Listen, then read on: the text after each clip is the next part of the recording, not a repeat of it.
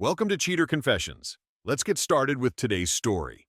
I spent another night inside a quiet hotel room, suitcase folded, laptop closed, city noise barely reaching the window. Work had carried me across 3 states that week, fixing broken systems for people I would never see again. Sylvia had told me earlier that day she enjoyed the silence when I was gone, that peace made her creative. I believed her, because believing felt easier than doubt. The phone rang after midnight. The screen showed Lena Parker, Sylvia's best friend. That alone was strange. She never called. Dinners, birthdays, holidays, always polite, always distant. "Craig, listen carefully," she said. "This isn't small. Sylvia has been sleeping with my boyfriend, Gary." The air seemed to thin. "For how long?" I asked. "I don't know the exact start. I found messages, dates, and locations. They used your house, your bed. While you were traveling, I saw pictures. I saw more than I ever wanted to. I thought you deserved the truth before they scrub everything." Silence filled the line between us. "There is proof?" I asked. "Yes, plenty. I screenshotted it all." "Send nothing. Keep everything." "I will. I didn't want you living inside a lie." "You made the right call," he said. The line went dead. I sat for a moment without moving. No anger, no shaking hands. Only a clear, sharp awareness. I stood, packed the last few items, and shut the computer without saving the half-finished report. I called my manager. "Something personal came up," I said. "I'm leaving tonight." Within 20 minutes, I had booked the earliest flight available. No message went to Sylvia. No warning. No sign. On the plane, as the engines roared to life, I looked down at the dark window and made one simple decision. I would go back quietly. I would see the truth. And nothing would ever be the same again. I reached the driveway just after sunrise. Sylvia's car sat where she always left it. That detail told me enough. Inside, faint music drifted through the hallway with a soft, careless rhythm I didn't recognize. Near the stairs rested a pair of large, unfamiliar boots. I nudged them aside without bending down. A laugh escaped from the bedroom. I moved with control, each step quiet. The door stood slightly open. I widened it. Sylvia and Gary lay tangled in his bed. For a second, nobody spoke. Then chaos tried to form and failed. Gary scrambled for his clothes, hands shaking, breath shallow. Sylvia stared like she had been pulled from water. "You were supposed to be in Denver until Friday," she said. "That ended early," I replied. "How long?" Her eyes dropped to the floor. Silence dragged until the truth forced itself out. "Several months." Gary tried to speak his way out. "Craig, man, this wasn't—" "Stop. You don't get to explain anything here." I looked only at Sylvia. "You chose this while I was paying for the roof over your head. Remember that." Gary finished pulling on his jeans, fear written across his face. "Leave," I said. "Now." Gary rushed past me, avoiding eye contact, grabbing the boots by the doorway before disappearing outside. I didn't move. Sylvia wrapped a sheet around herself, as if fabric could shield consequences. "She told you, didn't she?" Sylvia asked. "Lena called." "Yes." Tears gathered, but I ignored them. "You will hear from me when I'm ready to speak," I said. "Until that moment, do not follow me. Do not explain. Do not touch anything in this house." I stepped away, walked out, and shut the front door with controlled force. My phone vibrated once. A text from Lena. "Did you see it yourself?" I stared at the message for only a second. "Yes." I put the phone down and drove away in silence, leaving noise, lies, and broken trust sitting behind an unlocked door. I chose a cafe far from their usual places. No familiar faces, no loose tongues. Lena was already there, hands wrapped around a cup, eyes steady but tired. She didn't offer sympathy. She didn't need to. The facts were already heavy enough. "They both started calling me last night," she said. "He swore it was nothing, a weak moment. He blamed stress, blamed distance, blamed everything except himself." I nodded. Sylvia told me she felt invisible. She said Gary noticed her when I wasn't around. Lena slid her phone across the table. A timeline filled the screen. Dates, messages, pictures, specific times. Every item is lined up with my travel schedule. "He told her he loved her," Lena said. "He promised things that were never his to give." "And she told me he meant nothing," I replied. "Same mouth, different story." A pause settled between us, not awkward, only focused. I want to hear them try to explain, Lena said. Not separately. Together. I want every lie to fall in the same room. I considered it.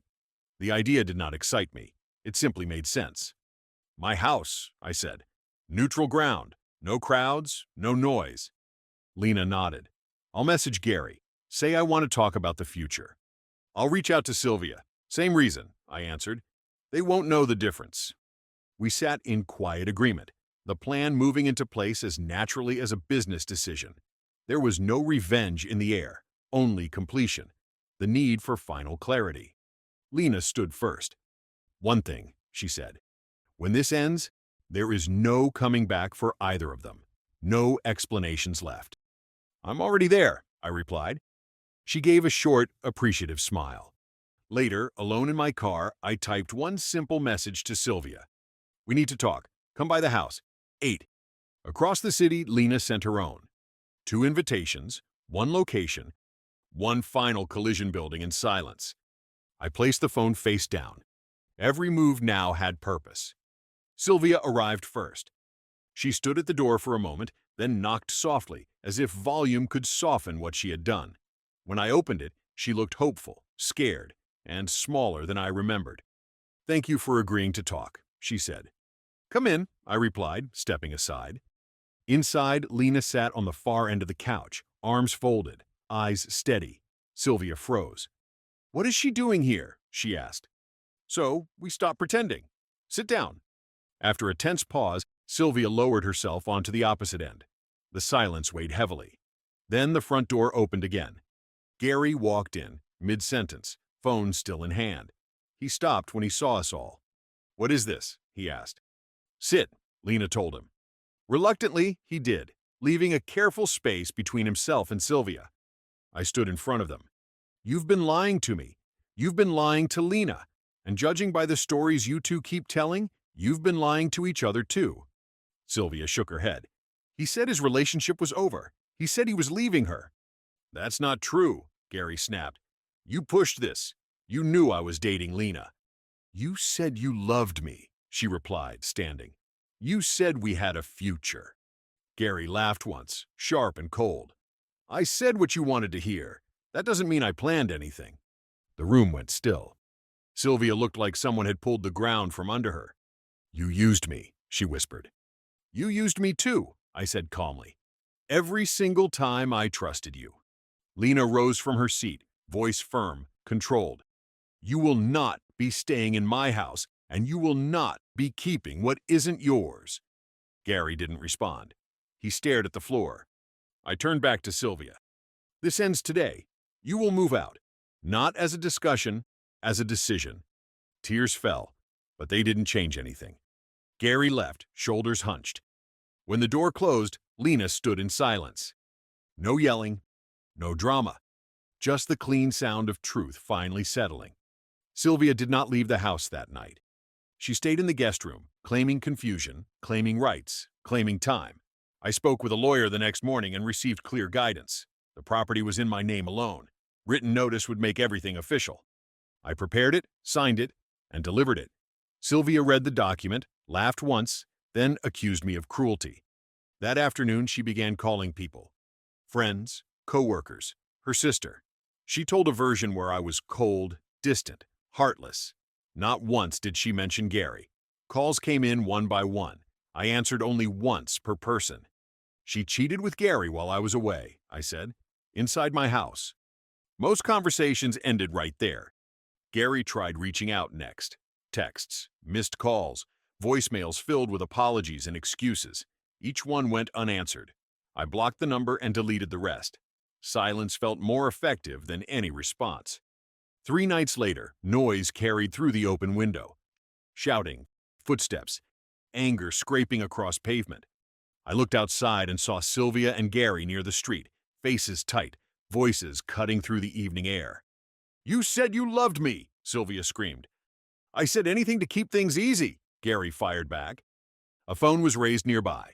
Rocky, the neighbor, stood filming as accusations spilled out. Promises, lies, regret. Every secret aired for the entire block. Minutes later, my phone vibrated.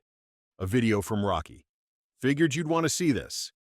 I watched once. No second viewing. I forwarded it to Lena with a simple note. "You might need this." Her reply was short. "This ends it." The next morning, Sylvia's voice sounded destroyed. No replies from friends. Her design clients disappeared. Reputation moved faster than any explanation she could offer. She looked around the house like a stranger, inside a place that had already rejected her. Each room held evidence of a life she had fractured with her own choices. I watched without satisfaction, without pity. Only clarity remained. Uniformed officers arrived just after noon, calm, professional, detached. I handed them the ownership documents and the signed notice. They checked everything while Sylvia stood by the kitchen counter, arms tight against her sides. "Ma'am, this is a civil issue," one of them said. "He is within his rights." Her face twisted. "You're just going to let him do this?" "We are not here to decide feelings," the officer answered. "Pack your belongings and make arrangements." They left quietly. Sylvia walked to the sink and grabbed a mug. She threw it against the wall. "I gave you everything," she said. "You're erasing me." "You erased us first," I replied. She stared at me, searching for a reaction that never came. By evening, bags lined the hallway. Clothes were shoved in without care, sketchbooks tossed in last, their corners bent. Her phone rang repeatedly, but nobody came to help. Friends avoided the situation. Family stayed distant. Even her own sister refused to take her in long term. The next morning, a small car waited outside. Her father sat behind the wheel. He didn't look at me. Sylvia carried the last box to the trunk, hands shaking, face drained of all color. As the vehicle pulled away, she didn't look back. I stood in the doorway for a long moment. Then he locked it. The locksmith arrived that same afternoon. Metal clicked, old keys made useless. I walked through the house alone, removing every object that reminded me of her. Framed photos, shared books, notes on the refrigerator, sketches taped to the wall. Everything went into a bin. Lena called later that night.